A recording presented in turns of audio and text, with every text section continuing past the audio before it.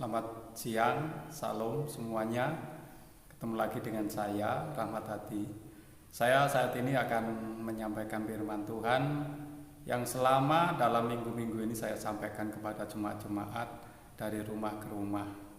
Firman Tuhan minggu ini dengan tema yaitu ibadah yang sejati. Saudara yang berkati oleh Tuhan, dalam Roma 12 ayat 1 mengatakan, "Karena itu saudara-saudara, demi kemurahan Allah aku menasihatkan kamu, supaya kamu mempersembahkan tubuhmu sebagai persembahan yang hidup, yang kudus dan yang berkenan kepada Allah. Itulah ibadahmu yang sejati." Allah telah memanggil kita keluar dari perbudakan dosa. Hal ini bertujuan supaya kita mempunyai hubungan yang pulih dengan Tuhan, yaitu melalui beribadah. Kita selalu beribadah karena suatu saat nanti pada saat di surga, nuansanya di sana adalah nuansa yaitu dengan ibadah. Maka dari itu pada saat ini kita harus selalu melatih badan kita, diri kita, hidup kita untuk selalu beribadah. Kenapa sih kok kita harus beribadah? Pertama, beribadah itu adalah perintah Tuhan karena kita sudah dibebaskan dari dosa. Di dalam Keluaran 13 ayat 8 dikatakan, "Pada hari itu harus kau beritahukan kepada anakmu laki-laki." Ibadah ini adalah karena mengingat apa yang dibuat Tuhan kepadaku pada waktu aku keluar dari Mesir. Jadi perintah ibadah ini harus kita kerjakan karena kita sebagai jemaat-jemaatnya, sebagai hambanya tidak pernah lepas dari segala kesalahan dan kekurangan. Maka itu dengan beribadah kita senantiasa memperbaiki diri kita di hadapan Tuhan. Yang kedua, kenapa kita harus beribadah?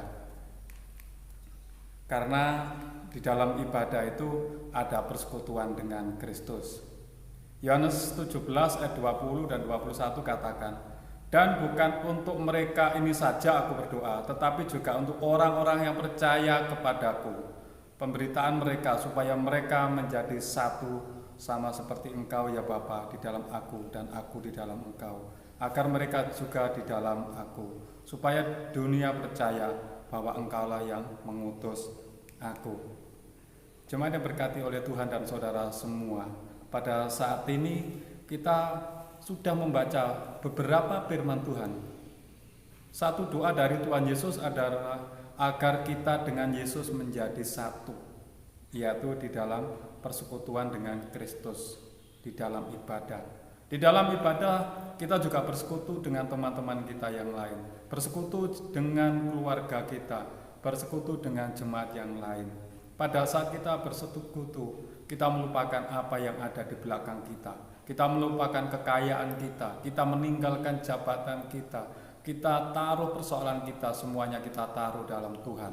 Tujuannya satu, yaitu agar ibadah kita yang sejati, kita bebas dan lepas dari segala hal bermacam-macam persoalan, yaitu dengan ibadah, dengan bersekutu dengan Kristus.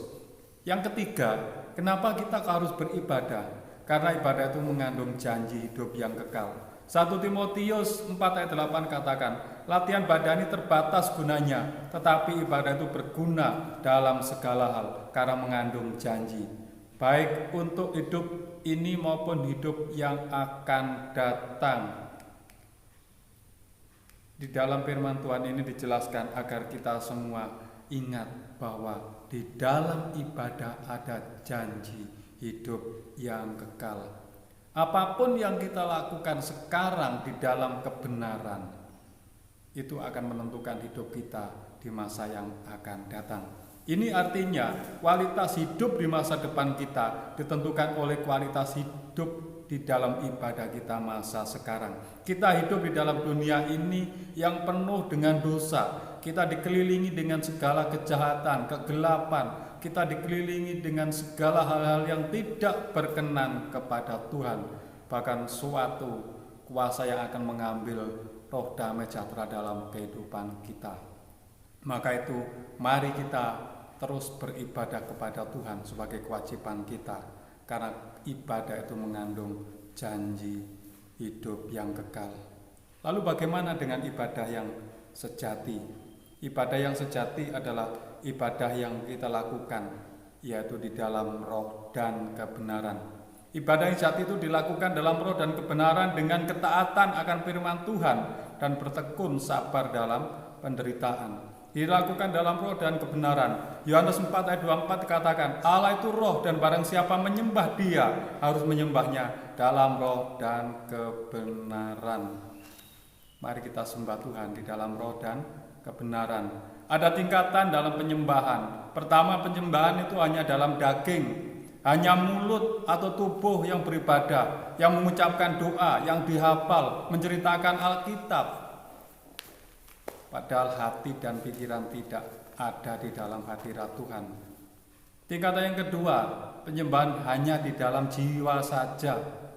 Saat berdoa dan menyembah, sedih, susah, ingat dosa-dosanya, tetapi setelahnya itu semuanya selesai semuanya.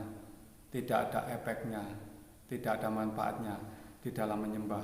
Hanya jiwanya saja yang menyembah, lalu dia berbuat dosa lagi. Yang ketiga, penyembahan yang di dalam roh. Penyembahan yang melibatkan kesungguhan dalam tubuh, jiwa, dan roh kita. Menuntut tingkat penyembahan, kita lebih menyembah dan lebih menyembah di dalam tubuh, di dalam jiwa, dan di dalam roh. Kita harus menyembah totalitas kepada Tuhan. Itulah tingkatan ibadah kita yang sejati kepada Tuhan di dalam kita menyembah. Saat ini mari kita datang kepada Tuhan dengan kesungguhan. Kita datang kepada Tuhan dengan penuh penyerahan. Dengan totalitas kita menghadap kepada Tuhan. Mari kita semua datang kepada Tuhan. Kita tinggalkan persoalan-persoalan duniawi. Kita fokus datang kepada Tuhan. Karena tiga hal tadi yang saya sampaikan kepada kita semuanya adalah perintah ibadah karena kita sudah dibebaskan dari dosa. Ibadah itu adalah persekutuan kita dengan Kristus, dan ibadah itu adalah mengandung janji hidup yang kekal.